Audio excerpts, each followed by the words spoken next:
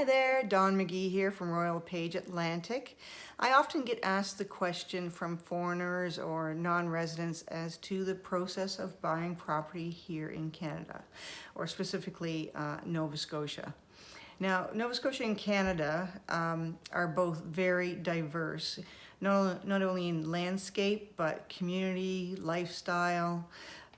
So you really want to kind of narrow it down as far as where you might want to live. Now, in Nova Scotia, the housing varies quite a bit.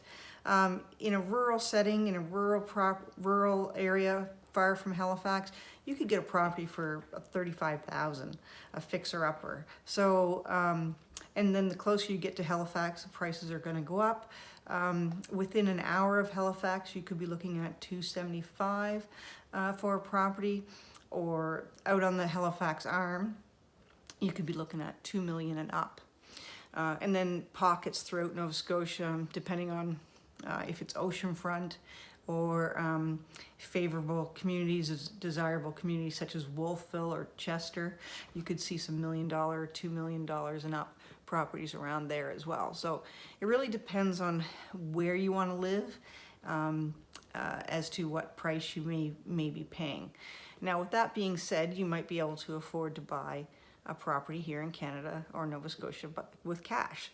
So if that's the case, the process is fairly simple. If you have to go through a Canadian lender, then there are some tips that you should probably know before you go into the process too far. First of all, you'd have to set up a Canadian bank account through which the mortgage funds would have to go. The first step, of course, is contacting a Canadian lending institution. They will most often want a deposit of at least 35% of the purchase price, unless you're from the US, and then it's usually around 20%. And now that down payment has to be in a secure account for usually about 90 days. And again, it depends on the lender you're going through because they vary here and there, but these are the basics. Second of all, they're going to want to see proof of employment. The full-time employment for at least 2 years. If you're self-employed or if it's seasonal work that you do, they'll probably want to see 4 years worth of employment. Also, they're going to want to do a credit check, most often an international credit check, and also maybe a letter of reference from your banking institution. That will give you pre-approval. So then you can start looking for a property. To get final mortgage approval, they will want to see a purchase and sale agreement on the property you intend to buy. And then they will go ahead and have to approve that particular property, because they're not going to want to fund a property that is derelict or they can't get their money back from if they need to take it over. So they will probably order an appraisal for their own records as well. So if you don't know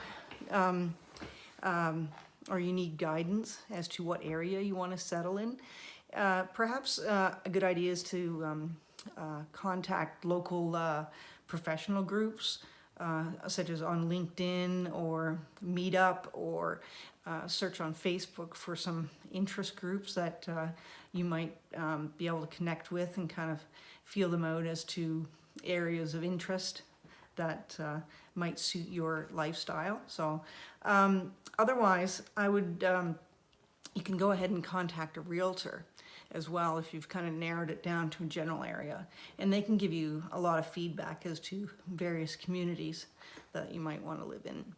All the listings of all the active properties are on MLS, and that way you go to realtor.ca and all the active listings are there.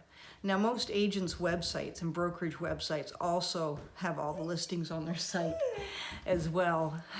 There's my puppy. So they feed right off the MLS system.